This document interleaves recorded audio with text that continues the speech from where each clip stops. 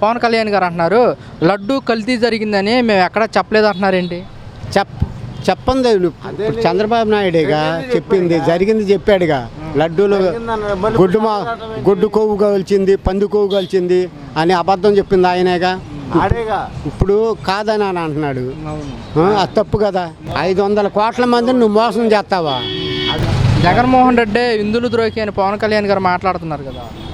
ఏమండే డెక్లరేషన్ ఇవ్వటానికి ఎన్నిసార్లు వెళ్ళాడు ఆయన పదవిలో ఉన్నప్పుడు? పట్టు వస్త్రాలు పెట్టాడు ఆయనకి. ఏది వెంకటేశ్వర స్వామికి. మరి అప్పుడు ఆపలేదే, నువ్వు డెకరేషన్ పెట్టి వెళ్ళమని అనలేదే చంద్రబాబు నాయుడు. నువ్వు పవన్ కళ్యాణ్ ఎట్ షోయింగ్ చేశాడు. ఇప్పుడు చిన్నపిల్లకి నువ్వు డెకరేషన్ ఇస్తావా? ఏది ఫోటోలకు పోజులు ఇస్తానికి? పవన్ కళ్యాణ్ మాట అసలు నేను నా నోటుకుంటూ రానివ్వనండి. ఆడంత పనికిమాలోడు ఎవడూ లేడు. ఆడు వేస్ట్ గాడు. అదేంటి, ఆయన డిప్యూటీ సీఎం కదా. డిప్యూటీ సీఎం అయినా కానీ వేస్ట్ అండి. ఆడు ఎందుకు పనికిరానోడు. గెలవటమైనా వాళ్ళు ఎట్ట గెలిచారు అనుకున్నావు? ఈవీఎంలు మోసం చేసి గెలిచారు. కేంద్రం వాడుని వీళ్ళు ముగ్గురు కలిసి మోసం చేసి గెలిచారు. ప్రజలు మొత్తం జగన్కి వేశారు. ఈవీఎంలో మట్టుకి అది తప్పేశారు. అది కాదు వాళ్ళేంటి మరి, వాళ్ళు బయటికి తీయాలి కదా నాన్న. ఈవీఎంలో బయటికి తీసి చెప్తే అది తెలిసిపోద్ది. అది మరి వాళ్ళేంటి వైసీపీ మీద వ్యతిరేకత వల్ల మాకు పట్టం కట్టారు అంటున్నారేంటి? అదంతా ఉత్తమాటలండి. అదంతా ఉత్తమాటలు. అవి పనికి మాటలు మాట్లాడతాం కానీ ఎవడో ఉత్తమాటలు. 6 పథకాలు చెప్పాడు. 6 పథకాలు ఎన్ని పథకాలు ఇచ్చాడు? ఒకటి చేస్తున్నాడు. ఒకటే చేసేది. ఇంకేమైనా చేస్తున్నాడా? చేయట్లేదు. అమ్మకు కూడా అన్నాడు నీకు 15 అరే బుట్ట పిల్ల ఇప్పుడు వచ్చిందా? బుట్ట పిల్ల 15 అన్నారా? ఈ అమ్మాయికి 18,000 అన్నాడు. వేసాడా? అదంతా ఉత్తమాటలే కదా. అబద్ధం చెప్పకూడదు. నువ్వు పరిపాలించోడు ఎట్టుండాలి? ప్రజల మీద బాగుండాలి, మాట పడకూడదు.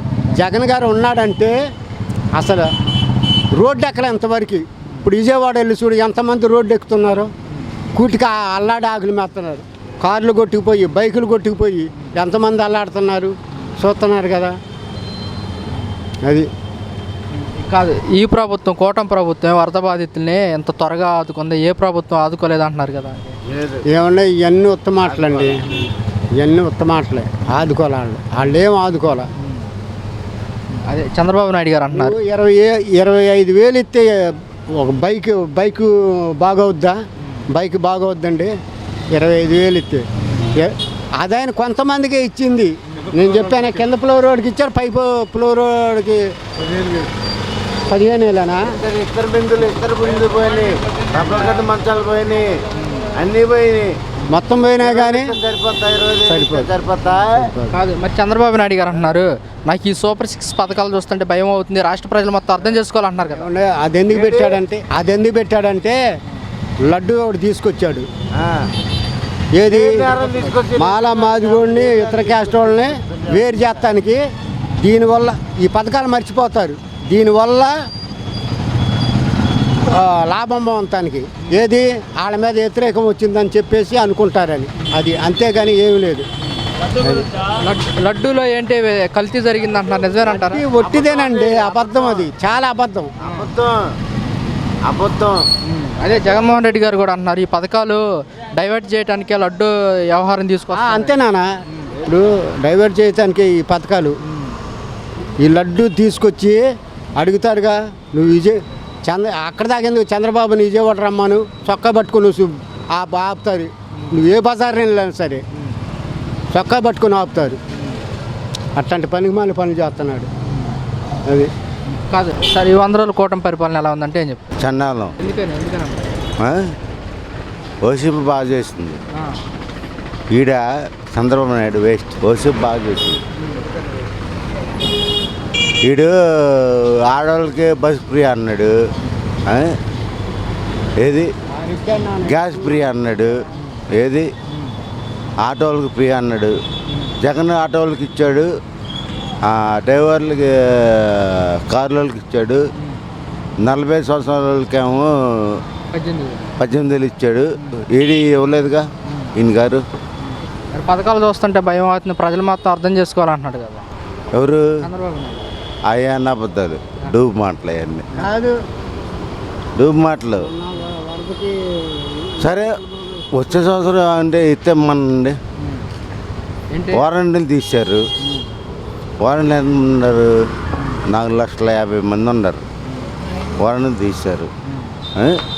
పంచాయతీలు తీశారు. ఇక్కడ ఇక పెనలూరు ఊళ్ళో